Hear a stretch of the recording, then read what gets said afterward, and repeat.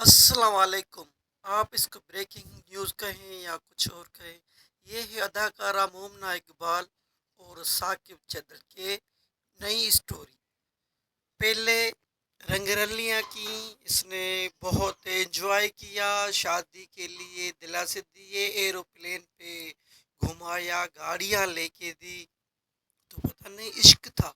کہتے ہیں کہ عشق مطابق کہنے کے کہ عشق تھا۔ پھر اس کی شادی کی تیاری ہوئی، کسی اپنے گھر میں دعویٰ ہوا کہ ہم دونوں شادی کر رہے ہیں، تو الیکشن کے ماحول میں شو نہیں کر رہے تھے۔ وہ شادی شدہ تھا ثاقب، وہ کہہ رہا تھا کہ میں اپنی بیوی کو طلاق دوں گا لیکن الیکشن کے بعد، اسے کہہ رہے ہیں ذرا یہ پھر اس کی مومنہ کی اس سے نہیں بنی، پہلے گھل میں پھر آئے یہ کیا، تو اب کہتا ہے وہ ثاقب تو مجھے 10 کروڑ خرچہ ہوا ہے اس پہ، اوپر میں نے کیا ہے وہ لوٹا دے یار۔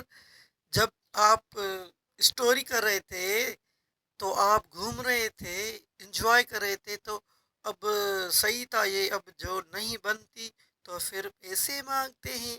یہ کرپشن کے پاکستان کے لوٹے ہوئے کیسے عیش کرتے ہیں، تو پھر کیا کہیں اس کو، کیسی سٹوری پیش کریں کہ یہ ماحول ہو گیا ہے۔ ابھی دونوں کا جھگڑا شروع ہو گیا ہے، وہ اس کی اداکارہ کی دوسری جگہ شادی ہونے والی ہے، وہاں اس جہاں شادی ہوئی ہے وہاں بھی اس کو ثاقب نے FIR کی ہے، شاید اس کو بھی طلب کیا ہے کہ جیسے شادی خراب ہو جائے نہ ہو جائے، اس کی وجہ سے یہ معاملہ چل رہا ہے۔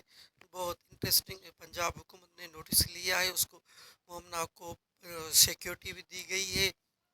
وہ کہنا کہ مقصد یہ ہے کہ یہ جو معاملات ہوتے ہیں شادی کے یا عشق کے ناکام ہوتے ہیں تو پھر جو پرانی چیزیں دی ہوئی ہیں نا وہ واپس کرتے ہیں۔ کہتے ہیں کہ ایک فارچونر گاڑی بھی دی گئی ہے، کہتے ہیں کہ ایک اس کو کار بھی دی گئی ہے تھی گھومنے کے لیے پھرنے کے لیے۔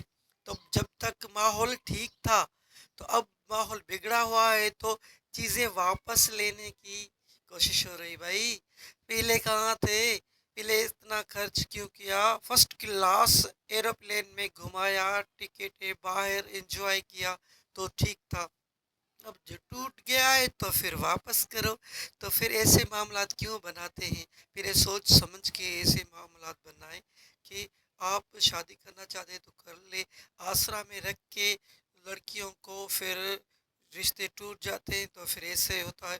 اداکارہ بھی ایسے ہے، اس کا بھی انوالومنٹ ہوگا، جب آپ ایک دوسرے سے کمپرومائز نہیں کرتے تو پھر ایسے کیوں کرتے ہیں۔